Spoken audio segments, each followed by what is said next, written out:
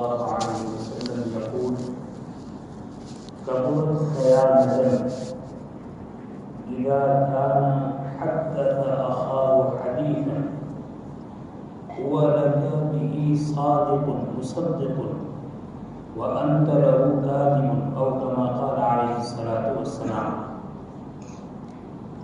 میرے محترم بھائیوں، دوستوں اور بزرگوں، نبی کریم صلی اللہ علیہ وسلم کا ایک ارشاد آپ کے سامنے نقل کیا ہے۔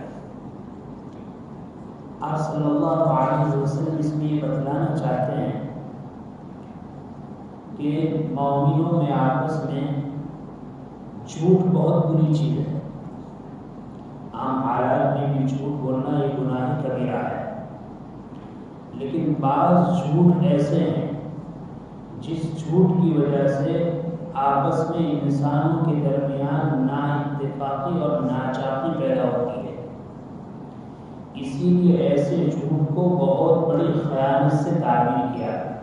حدیث میں آقا فرماتے ہیں بہت بڑی خیانت یہ ہے کہ آدمی جب کسی کے ساتھ بات چیت کرے تو بات چیت کرنے میں جس کے ساتھ بات کی جا رہی ہے وہ آدمی یہ سمجھے کہ میرے ساتھ بات کرنے والا آدمی سچا ہے، اور حقیقت یہ ہے کہ وہ بات کرنے والا آدمی جھوٹی بات کہتا ہے۔ ایک تو وہ آدمی ہے جس بیچارے کی عادت جھوٹ کی ہے، وہ جھوٹ بولتا رہتا ہے، لوگ بھی جانتے ہیں کہ یہ آدمی جھوٹا ہے۔ لیکن ایک آدمی ایسا ہے وہ جھوٹ نہیں بولتا ہے، لوگوں کے درمیان سچا سمجھا جاتا ہے، لوگوں کو اس پر اعتماد ہے۔ اس اعتماد کے باوجود جب وہ کسی سے بات کر رہا ہے تو بجائے سچ بولنے کے جھوٹ بول رہا ہے۔ سامنے والا سمجھ رہا ہے کہ سچا ہے اور یہ جھوٹ بول رہا ہے۔ جب اس آدمی کو حقیقت میں پتہ چلے گا تو اس آدمی کے دل میں اس کے متعلق نفرت پیدا ہوگی، دوری پیدا ہوگی، عداوت پیدا ہوگی، دشمنی پیدا ہوگی۔ نبی کریم صلی اللہ علیہ وسلم نے اس کو بہت بڑی خیانت فرمایا۔ یہ بہت بڑی خیانت ہے، جیسے وعدہ خلافی کرنا خیانت ہے، یہ جھوٹ بولنا جھوٹ تو ہے، ساتھ میں بہت بڑی خیانت بھی ہے۔ ایسی بہت ساری شکلیں ہیں جو معاشرے میں بہت رائج ہیں، اور عام طور پر معمولی عبادت کرنے والا طبقہ یا دیندار کہا جانے والا طبقہ بھی اس کو برائی نہیں سمجھتا۔ ان میں سے ایک ہے کہ سامنے والے سے بات کر رہا ہے، اس کو جھوٹی بات کہہ رہا ہے، لیکن اس بہترے سے بات کر رہا ہے کہ سامنے والا بالکل سچی سمجھے، ہو ہی نہیں سکتی یہ بات جھوٹ۔ علماء نے اس کی مختلف شکلیں رکھی ہیں کہ کون سی صورتیں ہیں کہ معاشرے میں اس کو معمولی سمجھا جاتا ہے، حالانکہ وہ جھوٹ بھی ہے اور خیانت بھی ہے۔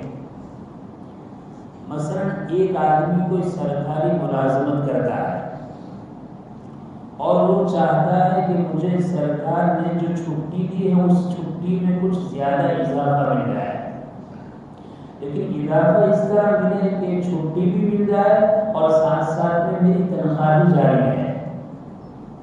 حکومت سے وہ درخواست کرتا ہے کہ میں بیمار ہوں، مجھے 10 دن کی چھٹی دی جائے۔ ایک شکل تو یہ کہ وہ بیماری نہیں ہے، دوسری شکل یہ ہے کہ معمولی بیماری ہے، 2-3 دن اس کے لیے کافی ہے۔ اس کے باوجود وہ ڈاکٹر صاحب کے پاس جاتا ہے اور جانے کے بعد یہ کہتا ہے کہ مجھے سرکاری محکمے سے چھٹی چاہیے، لہذا آپ ایک چھوٹا ایک سرٹیفکیٹ لکھ دیجیے کہ بھئی آدمی بیمار ہے، اس کا علاج کرانا ضروری ہے، 10 دن کی چھٹی چاہیے۔ اس میں بھی کئی شکلیں ہیں۔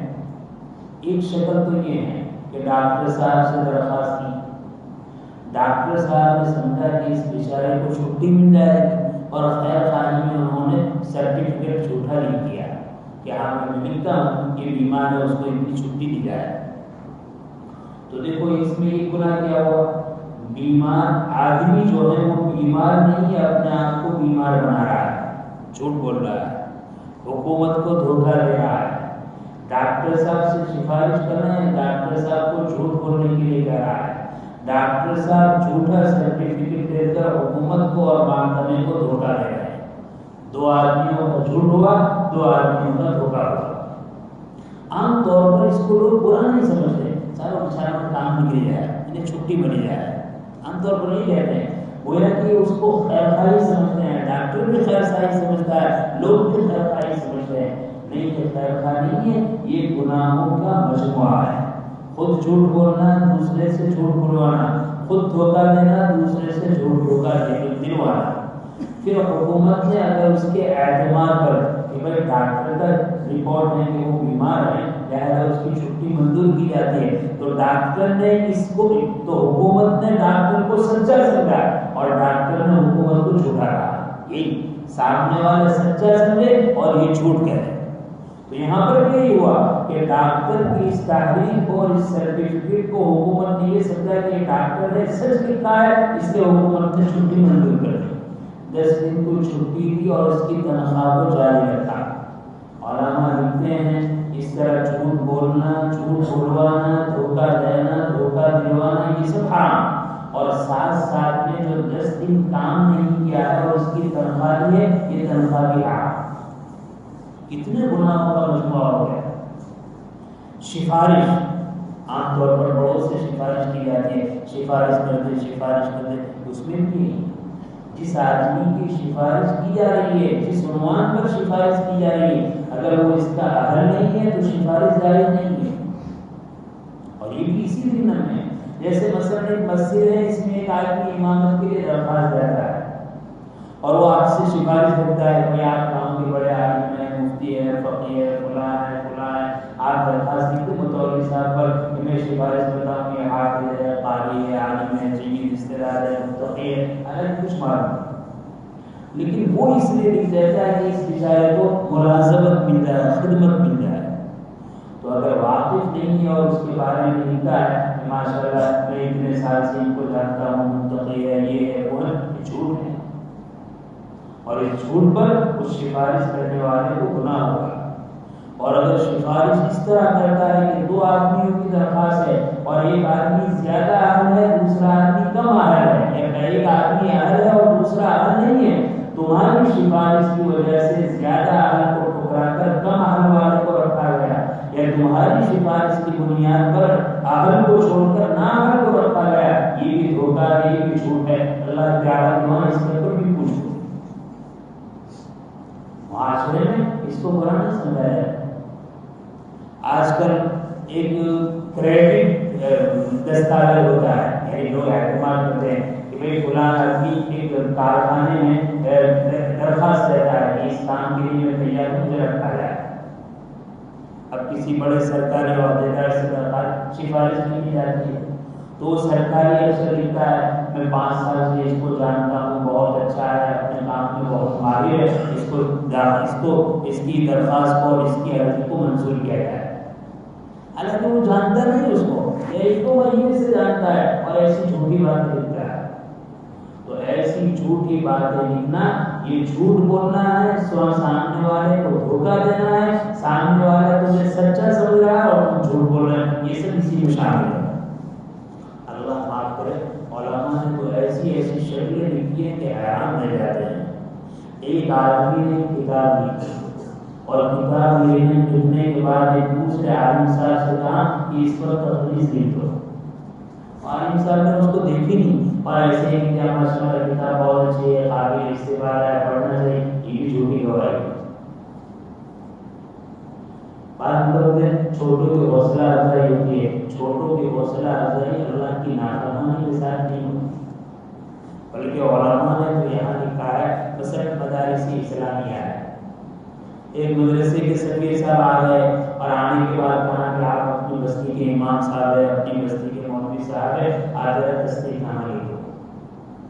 اب حیرت کی بات ہے کہ جس مدرسے کے بارے میں تصدیق لکھوا رہے ہیں اس مدرسے سے یہ واقف نہیں ہے، جن کے پاس لکھوانے کی درخواست کی جا رہی ہے وہ اس سے واقف نہیں ہے، معلوم نہیں. اب تو سوچنے کا مدرسہ ہے، دوسرے ماشاء اللہ مدرسہ ہے، اتنی طرح پڑھتے ہیں، ایسا ہے ویسا ہے، اور یہ میں تصدیق کرتا ہوں کہ اس کو چندہ دیا جائے، یہ جھوٹی گواہی.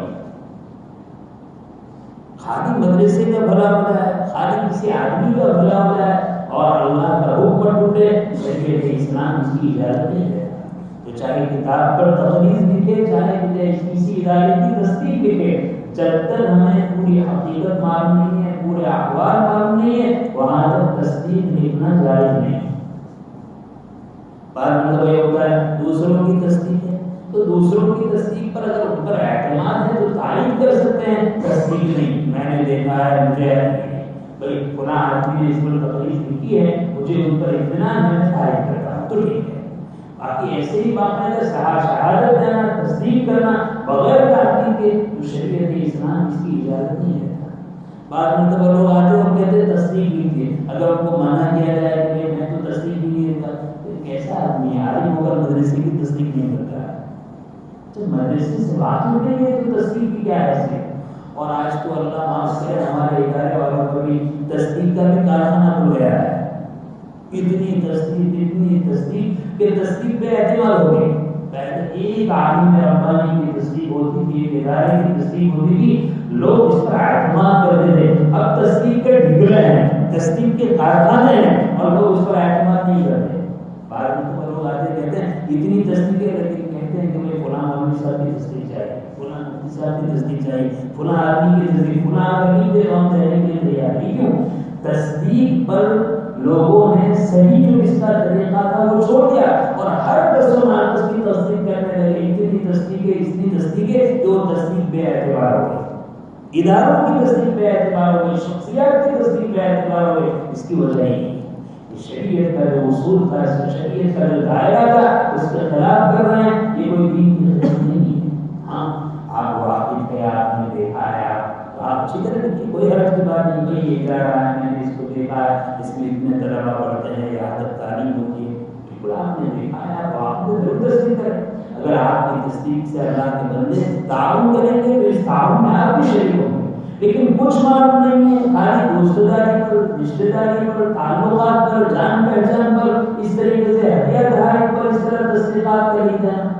اسی کے بعد مرتبہ نئی تصدیق کمیٹی تیار ہوتی ہے تو لوگ اعتراض کرتے ہیں یہ تصدیق سب لکھوانے آ گئے، یہ تصدیق یہ تحقیق کی کمیٹی آ گئی. بہت اچھا ہوا یہ تحقیق کی کمیٹی. اور میں تو کہتا ہوں تحقیق ہوگی تو صحیح اداروں کو فائدہ ہوگا، اور غلط قسم کے لوگ جعلی اور بناوٹی ہو، یہ لوگ دھوکے سے امت محفوظ رہے. اگر تحقیق نہ کی جائے اور ایسے ہر ایک کو تصدیق کی جائے تو آج تصدیق کا جو بات ہے وہی ہو کر رہے. اگر وہ اس بات کی ہے کہ آدمی تصدیق کرے تو تصدیق سے پہلے واقفیت ہونا ضروری ہے کہ بھائی واقعی ادارہ ہے کہ نہیں. بعض مرتبہ یہ ہوتا ہے کہ ادارہ ہوتا ہے، بعض مرتبہ صرف مکان ہوتا ہے، بورڈ ہوتا ہے، ادارہ نہیں ہوتا. اور بعض مرتبہ تو مکان بھی نہیں ہوتا ہے، بورڈ بھی نہیں ہوتا ہے، صرف جو رسید چھپو رہی ہے وہ ادارہ ہے. دیکھو دنیا میں اچھوں کے ساتھ بروں کی کمی ہے. اچھے ہیں، صحیح ہے، دل کھول کر اس کا کام کریں. عصبیت کی ضرورت نہیں کہ گجرات کا ہے، یہ پنجاب کا ہے، یا کشمیر کا ہے، یہ آندھرا نہیں. دین کی خدمت ہندوستان میں، دنیا کی کسی کونے میں ہو رہی ہے، ہم اس سے اچھی طرح واقف ہیں، دل کھول کر کرنا چاہیے. لیکن اگر دکانداری ہے، پیٹ بھرنے کے اور اقربا قربانی کے ذریعے ہیں، بس برائے نام ادارے ہیں، تو کیسے باشد کو ادارہ ہو؟ نہ اس کی تصدیق کی اجازت ہے، نہ اس کے تعاون کی اجازت ہے. نبی کریم صلی اللہ علیہ وسلم نے فرمایا بہت بڑی خیانت ہے کہ آدمی کوئی بات اس انداز سے کرے کہ سامنے والا جو اس کو سچا سمجھے اور یہ حقیقت کو جھوٹا ہو. یہ سب اس میں شامل ہے. آگے آخر میں یہ بات ادا کرنی ہے کہ آج تک ہم نے یہ تو سنا کہ بھائی مسلمانوں میں محبت ہونی چاہیے، اتحاد ہونا چاہیے، کسی کو تکلیف نہیں پہنچانی چاہیے. لیکن انسان ہے، باوجود ایسا چاہنے کے پھر بھی تکلیف پہنچ جاتی ہے. تو اس تکلیف کی تلافی کی شکل کیا ہے؟ نبی کریم صلی اللہ علیہ وسلم نے زندگی گزارنے کا کوئی گوشہ باقی نہیں رکھا، ہر ایک میں رہنمائی اور تعلیم فرمائی. پہلی تعلیم تو یہ تھی کہ اپنے آپ کو پیش کرے. نبی کریم صلی اللہ علیہ وسلم مسجد نبوی میں ایک مرتبہ کھڑے ہو گئے اور اس کے بعد آپ نے ارشاد فرمایا کہ دیکھو اگر میں نے تم میں سے کسی کا کوئی حق مارا ہو تو مجھ سے حق وصول کر لے. کسی پر کوئی زیادتی کر دے ہو، کی ہو، اس زیادتی کا بدلہ لے. اور اگر یہ نہیں کرنا ہے تو میں معافی کی درخواست کرتا ہوں، مجھے معاف کریں. کون کہہ رہے ہیں؟ امام انبیاء محمد رسول اللہ صلی اللہ علیہ وسلم جن کے بارے میں قرآن کریم کہتا ہے کہ اے نبی ہم نے آپ کے اگلے پچھلے گناہوں کو معاف کر دیا. نبی تو گناہوں سے پاک ہوتا ہے، معصوم ہوتا ہے، پھر قرآن کہہ رہا ہے اگلے پچھلے گناہ. اے نبی تم نے کوئی ایسا کام کیا جو تمہاری شان کے خلاف ہے، گناہ نہیں ہے، تمہاری شان کے خلاف ہے، وہ بھی ہم نے معاف کر دیا. اور اگر ایسا کام ہوگا تو تمہاری شان کے خلاف ہے، گناہ کے دائرے میں نہیں، وہ بھی معاف. دیکھو اس کو سمجھنا چاہیے. ایک آدمی بہت نیک صالح ہے، وہ معمولی کوئی ناپسند کام کرتا ہے تو بہت برا سمجھا جاتا ہے. انبیاء کا معاملہ یہی ہے کہ سارے انسانوں میں سب سے زیادہ مقدس ہے. اگر وہ اپنی شان کے خلاف کوئی کام ان سے ہو جائے تو وہ گویا کہ وہ بہت بڑا گناہ سمجھتے ہیں. قرآن اس کی بشارت دے رہا ہے کہ ہم نے آپ کے اگلے پچھلے سارے گناہ معاف کر دیے. اور نبی کی ذات تو یہ ہے کہ اس سے دوسرے کو تکلیف پہنچ ہی نہیں سکتی ہے، راحت پہنچتی ہے. اس کے بعد آپ صلی اللہ علیہ وسلم فرماتے ہیں کہ اگر میں نے کسی کا حق مار دیا ہو، مجھ سے کسی کے حق کی طرح حق تلفی ہوئی ہو تو مجھ سے میرے وصول ہے. اگر میں نے کسی پر زیادتی کی ہے تو اس کو مجھ پر زیادتی کر کے بدلا لے. اور اگر نہ حق کو وصول کرنا ہے، نہ زیادتی کو کرنا ہے، نہ صلہ لینا ہے تو مجھے معاف کر دے. نبی کریم صلی اللہ علیہ وسلم امت کو یہ تعلیم دے رہے ہیں. آدمی کو چاہیے کہ آدمی بھی اس طرح کرے. ہمارے اکابر کا ایک شیوا رہا حکیم خان رحمۃ اللہ علیہ کے حالات میں لکھا کہ آخری زندگی میں ایک کتاب لکھی، چھوٹا سا رسالہ لکھا العدل والندب، اور اس میں لکھا کہ لوگوں کے ساتھ میرے بہت سارے روابط رہے، تعلقات رہے، کہاں سے لوگ آتے رہے. اگر کسی کا کوئی حق مجھ سے تلف ہو گیا ہو، کوئی حق ضائع ہو گیا ہو، یا لین دین کا کسی کا معاملہ باقی ہو، یا میں نے کسی کو تکلیف پہنچانی ہو، تو اگر لین دین باقی ہے تو آپ کے وصول کر لیں. حق تلفی کی ہے تو حق کو پورا کر لیں. اگر میں نے کسی پر زیادتی کی ہے تو میں تیار ہوں زیادتی کر کے بدلا لیں. اور اگر یہ سب نہیں تو میں معافی چاہتا ہوں، مجھے معاف کر دے. اور اس کے بعد حدیث لکھی کہ حدیث میں نبی کریم صلی اللہ علیہ وسلم ارشاد فرماتے ہیں ایک مسلمان بھائی اپنے کسی پریشانی پر، اپنی کسی زیادتی پر سچے دل سے معافی مانگے تو دوسروں کو چاہیے کہ ضرور معاف کر دے. اگر معاف نہیں کیا تو کل قیامت کے دن اللہ کی معافی کی امید نہ رکھے. انشاءاللہ تفصیل آگے ہوگی. اللہ تعالیٰ شان کو اس سنی باتوں کو عمل کی توفیق نصیب فرمائے. آمین وآخر دعوانا الحمدللہ رب العالمین. اللهم صل على محمد وعلى آل محمد كما صليت على إبراهيم وعلى آل إبراهيم إنك حميد مجيد. اللهم ربنا آتنا في الدنيا حسنة وفي الآخرة حسنة وقنا عذاب النار. ربنا ظلمنا أنفسنا وإن لم تغفر لنا وترحمنا لنكونن من الخاسرين. إلهي ہمارے حق پر رحم فرما. ہم گنہگار ہیں، ہمارے گناہوں کو معاف فرما. خطاکار ہیں، خطاؤں سے درگزر فرما. قصوروار ہیں، قصور سے اللہ معافی نصیب فرما.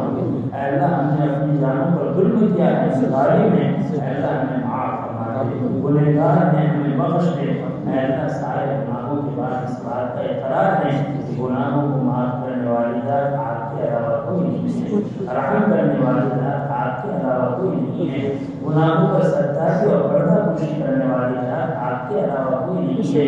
اے اللہ گناہوں کو معاف کر کے اپنی رحمتوں سے مال کرنے والی ذات آپ کے علاوہ کوئی نہیں ہے.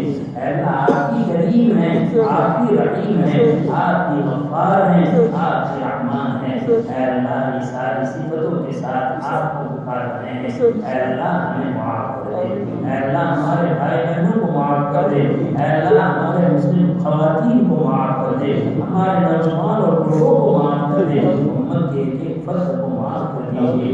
اے اللہ غفلت بڑھ رہی ہے، اے اللہ لوگ غفلت میں اپنا وقت گزار رہے ہیں. اے اللہ موبائل کی گیموں نے نوجوانوں کو تباہ و برباد کر رکھا ہے. اے اللہ رمضان کی مقدس راتیں ہیں اور نوجوان اے اللہ نوجوان موبائل پر اے اللہ رات کا اکثر حصہ گیموں میں گزار رہا ہے. اے اللہ لغویات میں گزار رہا ہے، سنیما میں گزار رہا ہے. اے اللہ ہم سب کو صحیح سمجھ نصیب فرما. اے اللہ وقت کی قدردانی کی توفیق نصیب فرما. اے اللہ ہم میں سے کسی کو معلوم نہیں ہے کہ آئندہ رمضان ہمیں ملنے والا ہے یا ملنے والا نہیں ہے. اے اللہ ہم میں سے کسی کو معلوم نہیں ہے کہ رمضان کا آخری اشرا بھی ہمیں ملنے والا اے اللہ اس کی قدر بھی نصیب فرما، اے اللہ آپ کی شان بڑی غیور ہے، آپ بے نیاز ہیں، اپنی رحمت کی قدر کی جاتی ہے تو رحمت کا اضافہ فرماتے ہیں، نعمت کی قدر ہوتی ہے تو نعمت کا اضافہ ہوتا ہے، اور نعمت کی ناقدری ہوتی ہے تو نعمت کو چھین لیا جاتا ہے۔ اے اللہ ہم گنہگار ہو، ہم غفلت والوں، ہم پریشان حالوں، ہم لاوبالی والوں، اے اللہ ہم کبیرہ گناہوں کے پابیوں کو اے اللہ ہماری گناہوں کی وجہ سے ایسے عظیم راتوں سے محروم نہ فرما، ایسے عظیم دنوں سے محروم نہ فرما، اے اللہ ہمیں اس کے قدر کی توفیق عطا فرما۔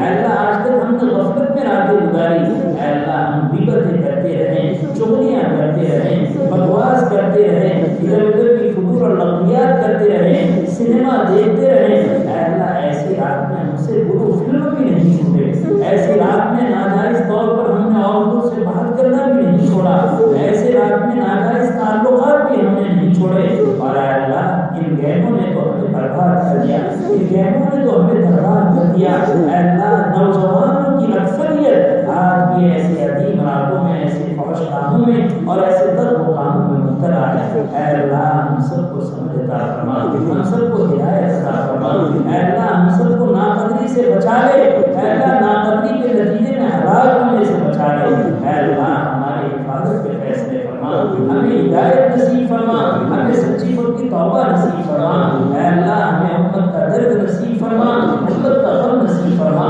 اے اللہ اکابر اور اسلاف کی راتیں تو ایسی تھی کہ لوگ ان کے عبادت پر ترس کھایا کرتے تھے، اے اللہ ہماری رات تو بےہودہ گزر رہی ہے، اے اللہ ہماری رات تو لاوبالی پن کے ساتھ گزر رہی ہے، اے اللہ ہماری رات تو مبارک ہونے کے باوجود آپ کی نافرمانی میں گزر رہی ہے، اے اللہ ہمیں صحیح سمجھ عطا فرما دے، اے اللہ ان راتوں کی قدر کی توفیق عطا فرما، اے اللہ ان راتوں کو تیرے سامنے توبہ استغفار کو گزارنے کی توفیق عطا فرما، اے اللہ تیرے سامنے تیری عبادت کے اندر گزارنے کی توفیق عطا فرما، اے اللہ کچھ نہ کر سکے تو یہ راتیں آرام میں گزر جائے، اے اللہ اس کی سعادت عطا فرما، اے اللہ یہ رات گناہوں میں گزرے، تیری نافرمانیوں میں گزرے، تیرے حبیب کے طریقے کو چھوڑنے میں گزرے، تیرے عذاب کو متوجہ کرنے میں گزرے، اے اللہ ہم اس سے تیری پناہ چاہتے ہیں، اے اللہ ہم سب کو پناہ نصیب فرما، اے اللہ خیر کو مقدر فرما اور عرش سے ہماری حفاظت فرما، اے اللہ ہماری دعا کو آقا صلی اللہ علیہ وسلم سے قبول فرما، ربنا تقبل منا انك انت السميع العليم وتب علينا انك انت التواب الرحيم، وصلى الله تعالى على خير خلقه سيدنا ومولانا محمد وآله وأصحابه أجمعين برحمتك يا